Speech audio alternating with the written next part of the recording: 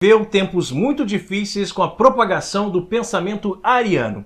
Embora tenha havido uma aparente vitória da fé trinitária com o Concílio de Nicéia, a heresia permaneceu latente e tão logo a reunião se encerrou, as forças arianas voltaram a agir na surdina. Gostou desse tema? Então já deixa o seu like e assista o vídeo até o final. Vinde a Deus em meu auxílio, socorrei-me sem demora. Eusébio de Nicomédia, ariano convicto, conseguiu convencer o imperador Constantino de que a decisão de Nicéia não havia sido a melhor. Suscetível a opiniões como era, o imperador Constantino mudou de lado e com ele o episcopado católico. Não sem razão foi nesse momento que São Jerônimo afirmou que o mundo dormiu católico e acordou ariano. O império havia se tornado ariano. Esse já é o 10º vídeo da nossa série sobre a história da igreja. Você está acompanhando? Se você perdeu algum vídeo, basta você procurar pela playlist A História da Igreja, que nós vamos também deixar o link aqui embaixo na descrição desse vídeo para você botar os seus estudos em dia, ok? Em tempos de provação, Deus sempre levanta do meio de seu povo bravos homens dispostos a serem luminares da verdadeira fé. Nesse caso, foram os chamados padres capadócios, que, seguindo a trilha deixada por Santo Atanásio, cuidaram de resgatar e reafirmar a fé trinitária. Os sacerdotes, assim chamados, viveram na região de Constantinopla, sendo Basílio, chamado de Magno ou Basílio o Grande, Gregório, seu irmão, mais tardiamente chamado de Gregório de Nissa, e Gregório, oriundo de Nazianzo, chamado Gregório Nazianzeno. Basílio Magno vinha de uma família envolvida em santidade. Seu avô morrera como mártir e sua avó, Macrina a Velha, é uma santa canonizada da igreja. Também a mãe foi canonizada e 4 de seus irmãos são considerados santos. Olha só! São Basílio estudou em Atenas, a capital cultural, e foi onde conheceu o seu amigo Gregório Nazianzeno. Ele se sentiu atraído pela vida monástica e inclusive chegou a viajar para conhecer a vida monástica do Oriente. Mudou com a sua irmã, que também se chamava Macrina, para um lugar retirado e viveu certo tempo de uma maneira monástica. Porém, a vida o chamava para ser bispo e ele foi nomeado para a cidade de Cesareia. Importante salientar que existem diversas cidades chamadas Cesareia, pois era um modo de se prestar homenagem a César. Cesareia Marítima, Cesareia de Filipe e também a capital da Capadócia, para a qual Basílio se mudou, Cesareia da Capadócia. É uma cidade muito importante, estrategicamente localizada entre Constantinopla e a Terra Santa. Foi lá que São Basílio Magno fez um excelente trabalho social, mostrando que não era apenas um homem de grande vida mística, mas também um homem de visão bastante prática, enxergando e auxiliando os menos favorecidos. Homem místico com grande caridade social e também uma grande capacidade teológica. Basílio percebeu que para vencer os hereges, provando que Jesus, segunda pessoa da Santíssima Trindade, também é Deus, precisava ir até o fim, ou seja, falar também sobre a terceira pessoa, o Espírito Santo.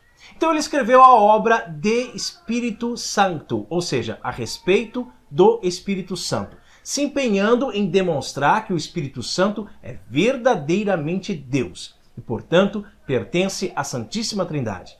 Apesar de ser um excelente polemista, São Basílio escreve sua obra num tom ecumênico, ou seja, o seu esforço era convencer os hereges a deixar a heresia, utilizando uma linguagem que não os agredia.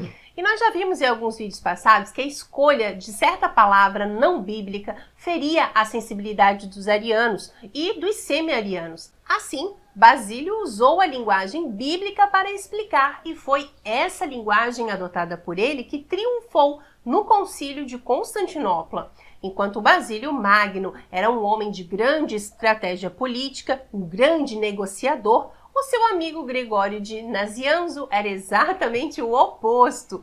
Pouco prático e pouco diplomático, era em compensação um grande teólogo. Naquela época, o imperador Valente desejava expandir o arianismo e resolveu dividir a diocese de Constantinopla em outros bispados, visando minar o poder de influência de Basílio. Porém, este, alertado das intenções do imperador, rapidamente providenciou a nomeação de pessoas de sua confiança e que compartilhavam da fé reta para as novas dioceses. Foi neste movimento que Gregório de Nazianzo foi sagrado bispo, bem como Pedro, irmão de São Basílio, e Gregório de Nissa. Gregório de Nazianzo não conseguiu tomar posse da cidade que lhe fora designada.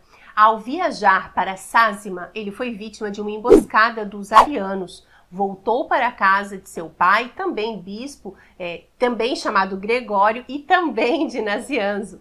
Por um tempo ficaram naquela diocese. Porém, o pai, ao ver as habilidades de Gregório filho, pouco aproveitadas lá em Nazianzo, mandou que partisse para Constantinopla, e assim foi feito. Após a derrota do imperador Valente na Batalha de Adriópolis, sobe ao trono Teodósio, um católico que promulgou o Edito de Tessalônica, implantando novamente a fé católica no Império Romano.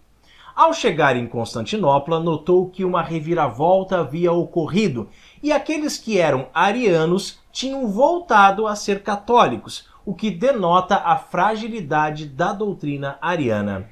Teodósio convoca o Concílio de Constantinopla, inicialmente do Oriente, mas depois foi reconhecido como ecumênico.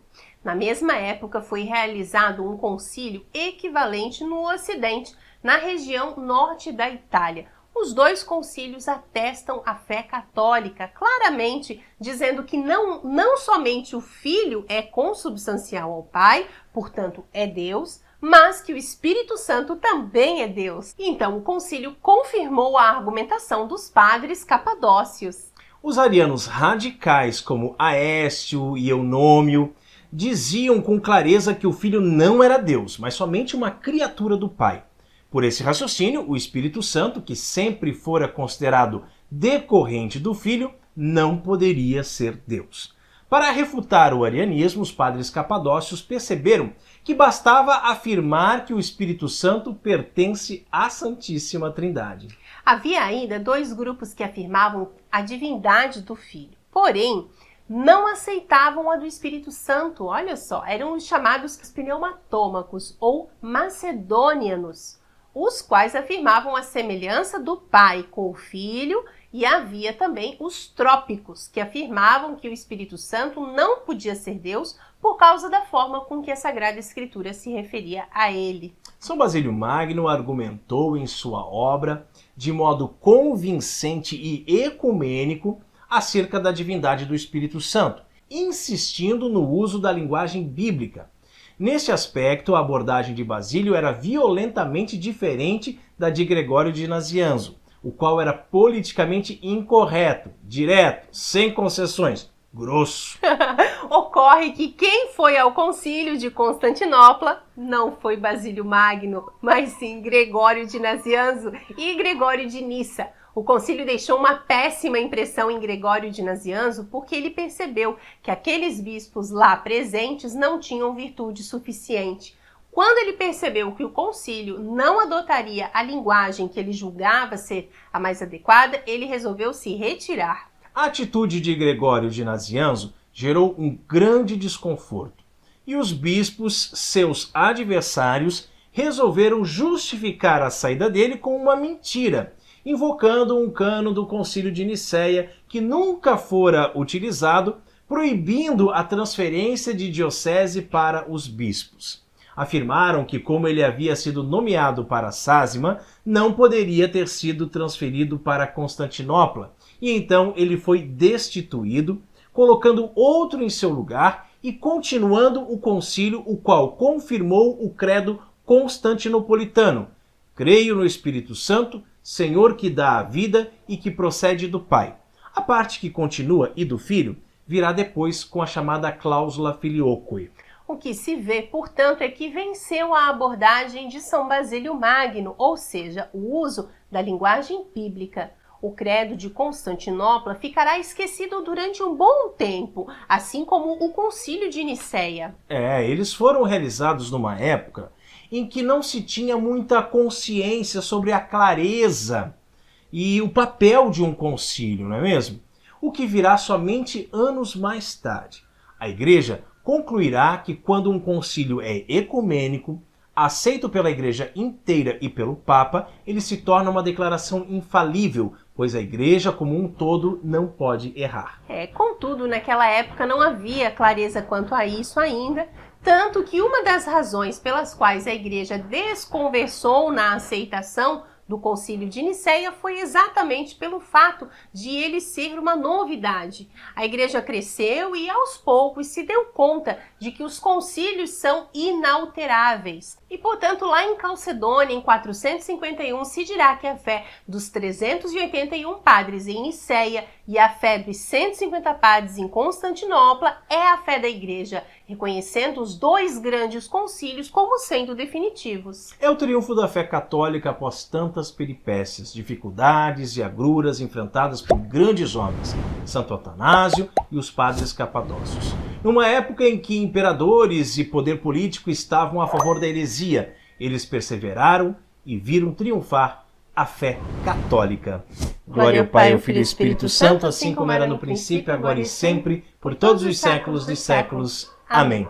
E você, está disposto a estudar a história da Igreja conosco? Disposto a esquecer tudo que aprendeu com aquele seu professorzinho militante e os livros do MEC? Coloque aqui nos comentários para nós, ok? E se você ainda não curtiu esse vídeo, dê o seu like aqui para nós, certo? E também compartilhe esse vídeo com seus amigos nas suas redes sociais, principalmente aí nos grupos de WhatsApp, porque isso nos ajuda muito a evangelizar. E se você ainda não é inscrito em nosso canal, se inscreva agora para continuar recebendo os nossos vídeos. Não esqueça de clicar no sininho, na opção Todas as atualizações, pois assim você não nos perde de vista. E você já conhece a nossa loja virtual? O endereço é elo7.com.br/Carol Raimann.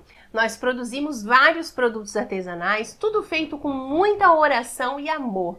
Escapulários de Nossa Senhora do Carmo, véus católicos, flâmulas de santos, mandrião para batizado, roupa de mesa posta, jogo americano, guardanapo de tecido e muito mais. O que você precisar, entre em contato com a gente e a gente faz personalizado para você, ok? O link para a nossa loja na Elo7 está aqui na descrição desse vídeo. Acessa lá. Que Deus abençoe. Salve Maria!